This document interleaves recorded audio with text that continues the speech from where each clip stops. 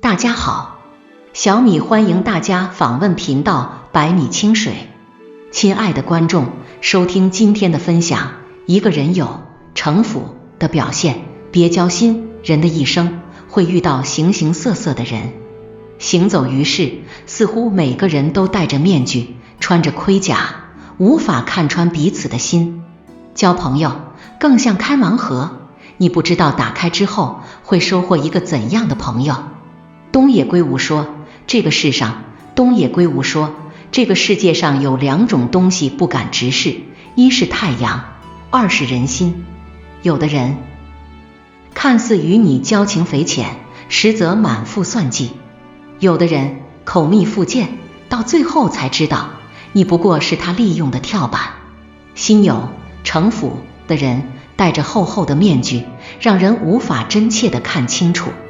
如若不懂得识别人心，便很容易被城府的人伤害或者算计。一个有城府的人是可以看出来的。有城府的人有以下这些表现：别交心，说话只说半句话，从不表露最终想法。有城府的人与人交往，说话只会说半句话，从不会轻易表露心中所想。泰戈尔说，虚伪的真诚比魔鬼更可怕。与之商量一件事，他满口答应，最常说的一个词就是都行。可是真到履行承诺时，却有诸多异议。又或者对于某件事询问他的立场时，他顾左右而言他，支支吾吾，不肯表态。有城府的人与人交往，脸上总是带着笑，却不达眼底。面对一件事，总是只说半句话，你永远猜不透他心中所想。对于某件事要拿主意时，他总是会给你分析利弊，讲格局，却不说他到底会如何处理这件事。城府深的人说话很含糊，听他说半天，也不知道他的立场和态度。他总是爱保持中立，不到万不得已的时刻，不会露出自己的真实想法。遇到城府深的人，如若看不懂他的真心，不知道他到底盘算着一个怎样的计划，就不要与之走得太过于亲近，保留一丝警惕，先保护好自己，让时间去判断一切。对谁都自然熟，满世界称兄道弟。有一种人会打着交朋友的旗号，与你聊得热火朝天，常常给予你一见如故，相见恨晚的感觉。后来才知道，那不是惺惺相惜，而是城府深的表现。城府深的人，无论与谁在一起，不用太长时间就能混得无比熟悉，好像天南海北都有朋友。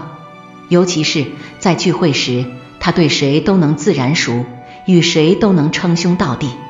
看似他跟你掏心掏肺，处处为你着想，可是后来才知道，他不过是他建立人脉惯用的手段。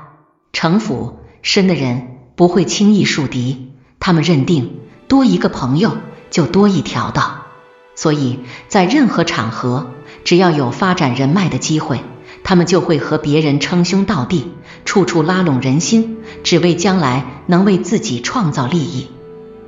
城府深的人表面上有多和气，内里就会有多狠戾。但凡只要是他见过面的人，都被他称之为朋友。其实他不曾真心相待，每一个人在他眼中都是一颗棋子。做事过于算计，重利妄义，生活中有城府的人爱算计，容易为了利益而忘记情义。《红楼梦》里的王熙凤就是一个有城府，太过于精明了。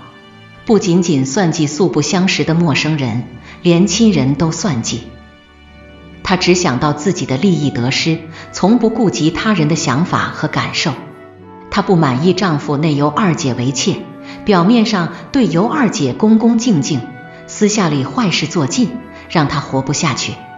王熙凤看似很随和，对谁都笑嘻嘻的，其实心里打着自己的算盘，做事很辣，不留后路，斤斤计较，从不让他人一分。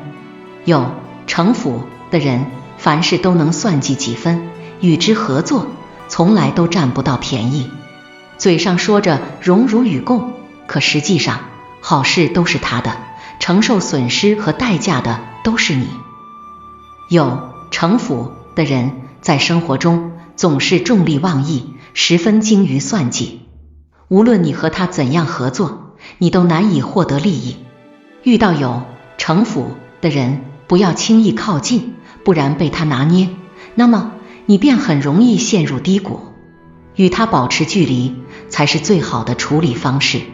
人生路上，远离城府太深的人，别让自己活得太累了。蔡康永说，友谊需要经过考验，如果友谊像脆弱的花瓶，一碰就碎，那并非是真的朋友。